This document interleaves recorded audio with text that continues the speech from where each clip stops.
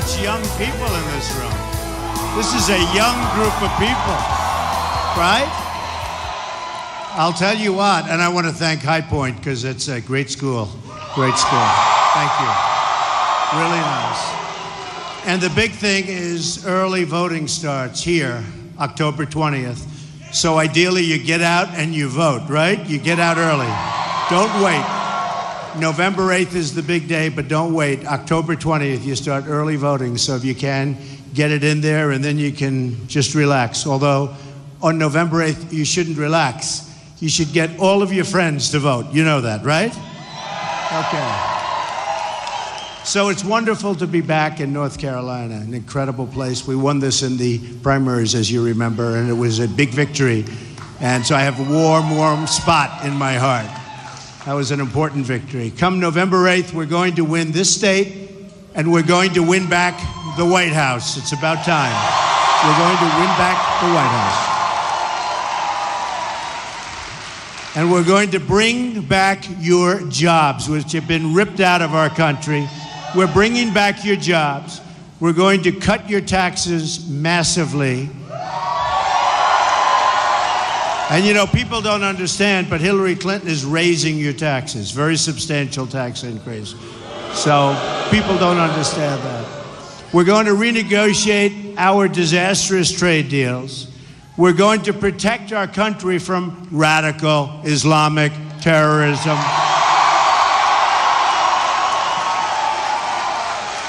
That one's not even close. Over the weekend, there were Islamic terrorist attacks in Minnesota, New York City, and in New Jersey. These attacks were made possible because of our extremely open immigration system, which fails to properly vet and screen the individuals or families coming into our country. Attack after attack, from 9/11 to San Bernardino to Orlando, we have seen how failure to screen who is entering the United States puts all of our citizens in great danger. So let me state this very, very clearly. And as you know, at least most of you know, I've been saying this for a long time. This didn't just happen like yesterday. Immigration security is national security.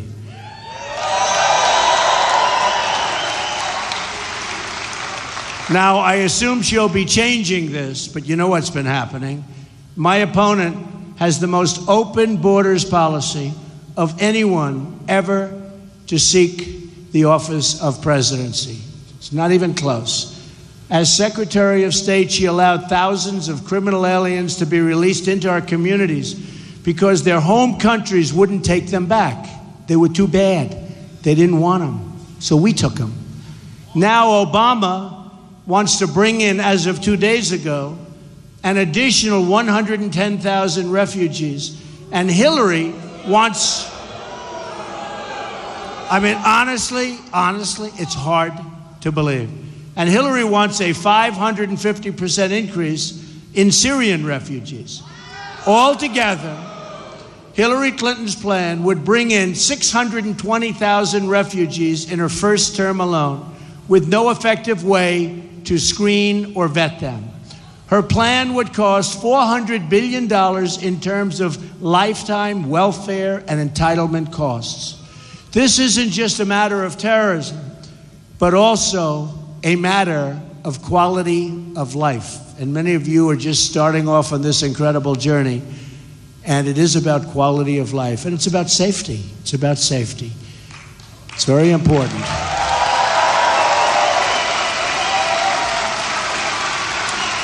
Have to have a safe country. We want to make sure we are only admitting people into our country who love our country. My highest duty as president is to protect our citizens and to uphold the Constitution of the United States. I will honor that duty to the fullest extent every single day, and I will never waver in that sacred obligation.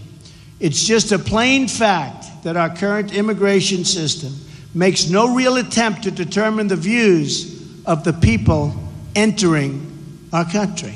We have no idea who they are, what they think.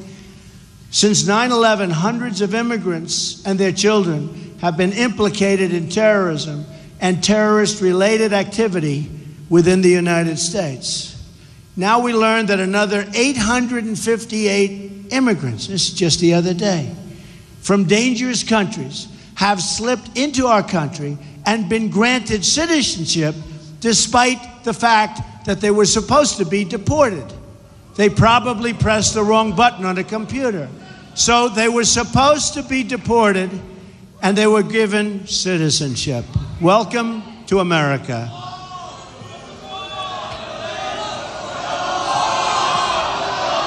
Oh, we're going to build a wall. We're going to build. We're going to build a wall. We're going to build a wall. We're going to build the wall. Mexico's going to pay for the wall 100%. 100%. But the over 800 people really had nothing to do with the wall. You know, they had to do with a lot of other things. And it's a very, very sad. Can you imagine? We made them citizens and they were getting ready for deportation. So either something was very wrong or they pressed the wrong button on a computer. But either way, can't have it. Altogether, there are nearly 1 million individuals in the United States with deportation orders who have not yet been removed. In the 20th century, the United States defeated fascism, Nazism, and communism. Now we must defeat radical Islamic terrorism.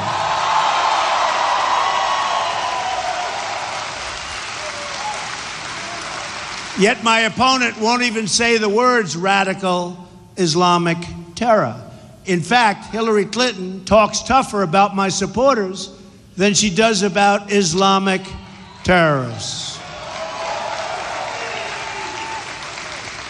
She calls the patriotic Americans who support our campaign, many of them cops and soldiers, deplorable and irredeemable. Has she ever talked that way about radical Islam or about those who oppose and murder women and gays overseas? No. Has Hillary Clinton ever called people who support these practices deplorable or irredeemable? No. In many countries overseas, non-believers face the death penalty. Whether it's Hillary's condemnation, I mean, where is it? Where is her condemnation of these people? Where is her condemnation of these countries? Let's ask Hillary how many people who subscribe to radical Islamic views and support the oppression of non-believers would you call deplorable or irredeemable? That's a terrible word that hasn't been reported, but that was a word that she used. Are those words reserved only for hardworking Americans that truly, truly support us and truly love our country? It seems that way. America can never elect a president like Hillary Clinton, who apparently, with her choice of words, thinks that the decent American citizens are a bigger threat than radical Islam. Can't do this. Anyone who cannot name our enemy is not fit to lead this country. Remember.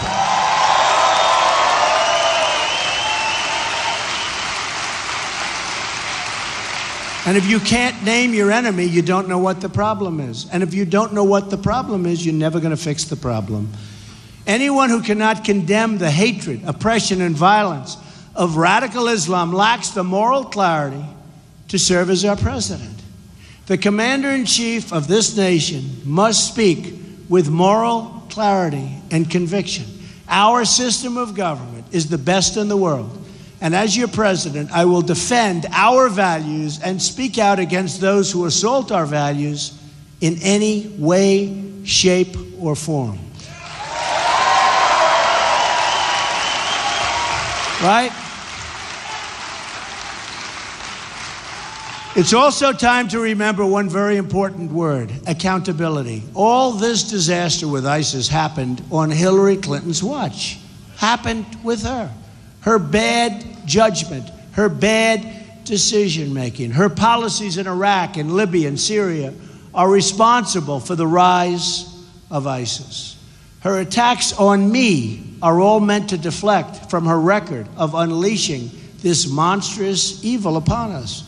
You ever notice all she does is attack me constantly? Attack. Everyone says you should never, if you're successful, never run for political office. But that's the kind of person you need. Hate to tell you that. That's what we need. But they've always said, all of my life, I've heard if you're successful, never run for political office. But it's time. We have to bring our country back. We have to make our country great again. We have to do something because it's not working right now the way it is. Her timetable, and it's, this is so true. Her timetable and withdrawal from Iraq, her push for regime change in Libya and Syria, her open border policies, these are the actions that unleashed the ISIS disaster. So she will say and do anything to distract from that record of total failure. And let's see how much she changes her policies over the next couple of days. Because she's been for open borders, she's from people pouring in from Syria, she's from all of these things. I think it's getting very hard for anybody that's rational or even sane.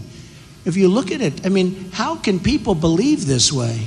How can they do that? How can people believe this when they see what's happening all over the world? Look at Germany. Look at what happened to Merkel in the recent election. Look at what's going on. We have to use common sense. We have to be smart. We have to be tough. We have to be vigilant. Her claim that my opposition to radical Islamic terrorism is a recruiting tool. So how does that have to do with, I'm being tough? Why is that a recruiting? I'm much tougher than her on this horrible situation. But she goes around saying it's a recruiting tool. Somebody gave her that from Madison Avenue. You know what Madison, that's advertising. They gave her that they said, let's call it a recruiting tool. But why? Because I'm tough? It's a recruiting tool? It demonstrates a level of ignorance about the terror threat that really is disqualifying for a person seeking the presidency. When she says my opposition to radical Islamic terror provides aid and comfort to the enemy, we know that Hillary Clinton has once again demonstrated that she's really unfit for office.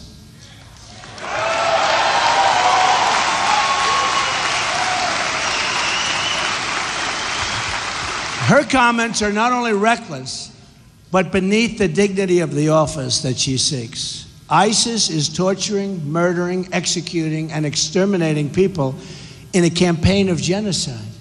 And what is Hillary Clinton suggesting? What is she suggesting? You know what she said. Let's let more people come in. That we should censor our vocabulary so as not to upset these butchers. I have news for Hillary. Refusing to call out radical Islam will not lessen the danger. It will only increase and embolden the danger, just like we have seen during her disastrous and failed term as Secretary of State. It emboldens them.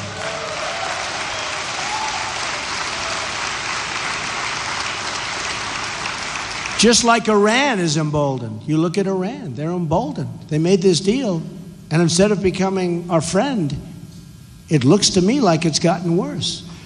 The rise of ISIS is Hillary Clinton's foreign policy legacy.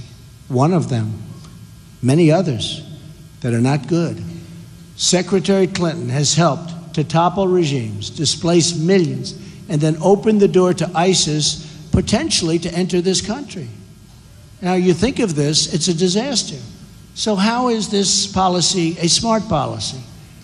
Clinton's decisions overseas have left us with the threat we face today, and her immigration policies will invite this threat onto our shores as sure as you are there in front of me, standing, watching.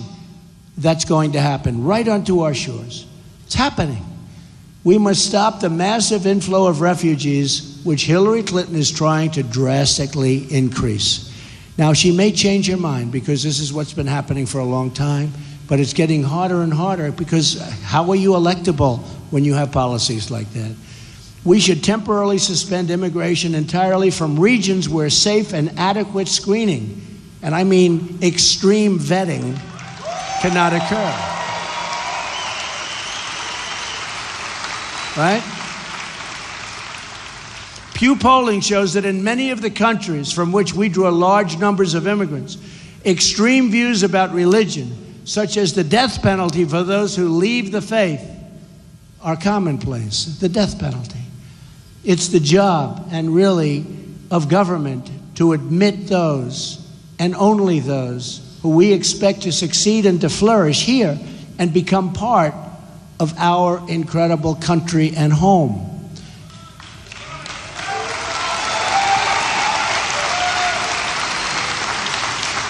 Hillary Clinton disagrees with this common sense rule, and it's one more reason why she will not win the election on November 8th.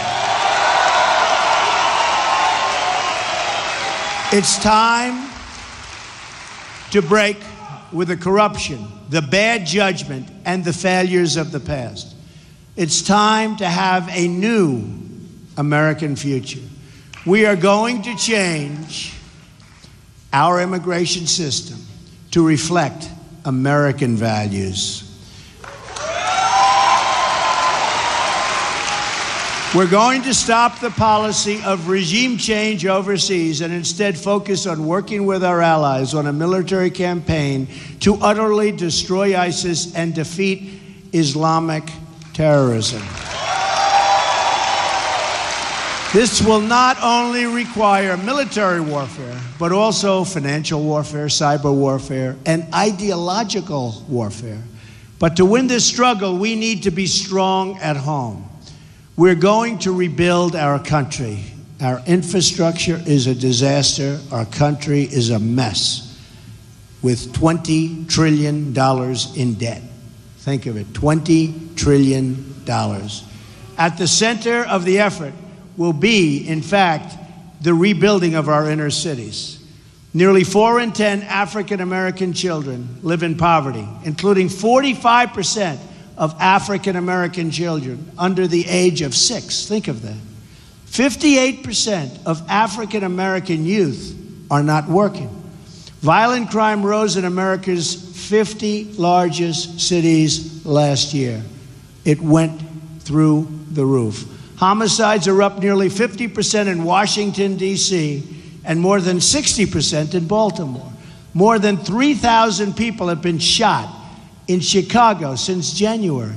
Think of that, since January, 3,000 people. That's like worse than the war-torn nations that you're looking at. That's worse than Afghanistan. The schools are failing. The jobs are leaving, and millions are trapped in poverty.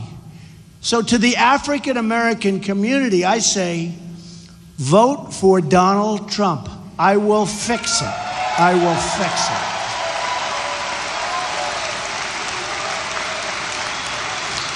I will bring back your jobs, I will fix your schools, and I will fight for your safety. You'll be safe.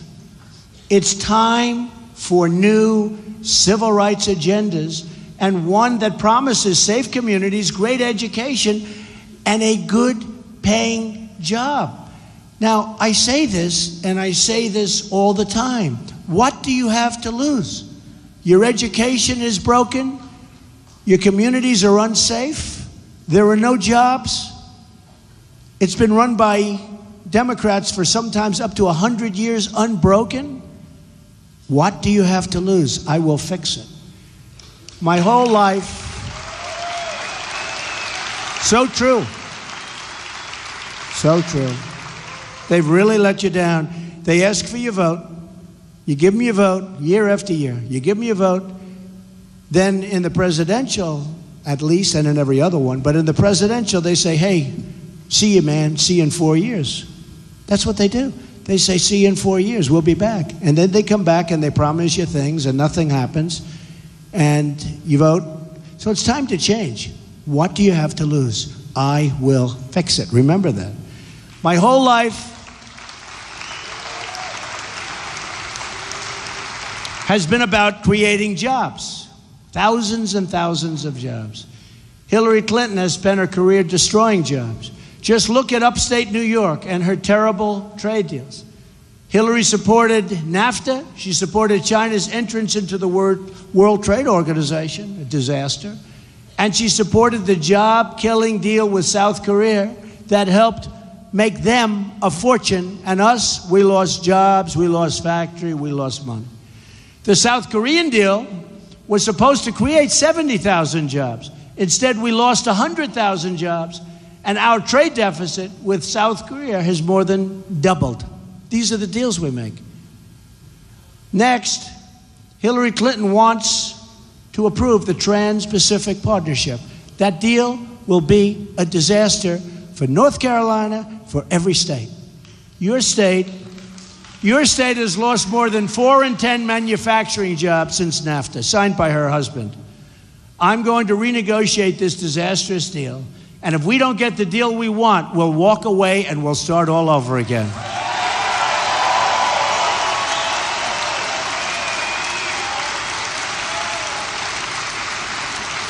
Our trade deficit with the world is nearly $800 billion a year. Think of that, $800 billion. You almost say, who's negotiating these deals? We have a trade deficit worldwide of almost $800 billion. This is really the economic legacy of Hillary Clinton. Now, 4 more years of Obama, 4 more years of Clinton, you can't do it. You can't do it. People aren't going to take it. But we're going to turn it all around. My economic agenda can be summed up in 3 very beautiful words: jobs, jobs, jobs.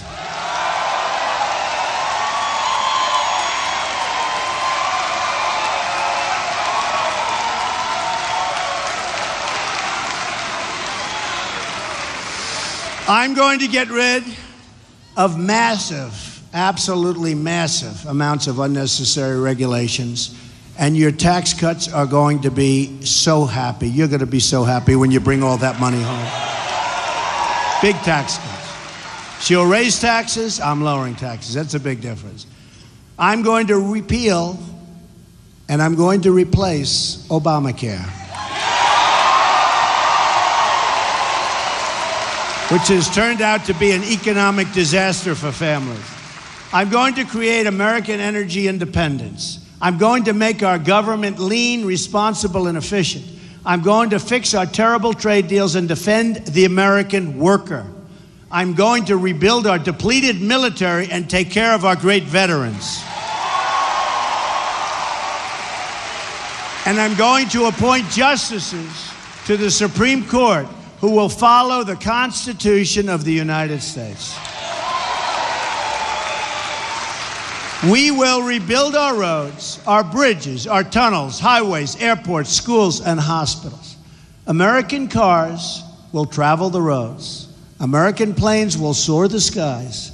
And American ships will again patrol the seas. And it's about time. American steel will send new look, you know all about skyscrapers, right? Anybody going to be an architect? Anybody going to be a developer? Any developers? Any young developers? Oh, 1, 2. He's already a developer. American steel will send those new skyscrapers into the clouds. American hands will rebuild this nation, and American energy, harvested from American sources, will power our nation. American workers will be hired to do the job.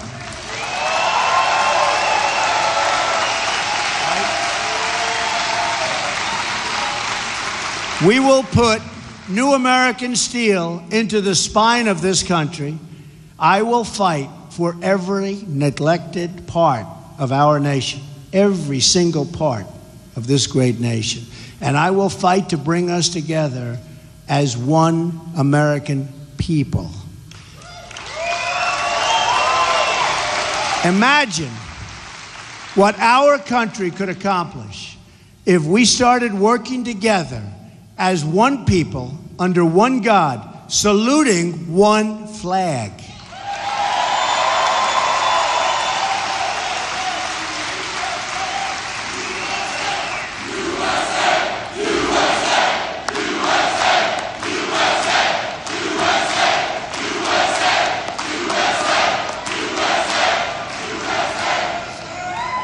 It's time to break with the bitter failures of the past and to embrace a new, inclusive prosperity and the American future, because that's what it's going to be. New factories are going to come rushing in. They're going to come rushing in. You wait till you see what happens. We will incentivize people to stay, and they will be decentivized if they leave our country. They're not going to just come out, fire all our people, build product outside of the country, and sell it into our country so easily. It's going to be a whole different ballgame. And now they'll say, you know what? I think we're not leaving. That's what's going to happen. Once more, we will have a government of, by, and for the people. Right? We will make America wealthy again.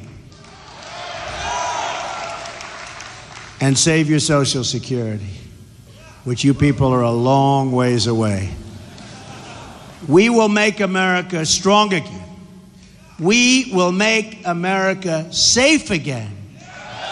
And we will make America great again. God bless you. God bless you, and thank you. Thank you. Get out and vote November 8th. Get out and vote. And October 20th. Thank you, everybody.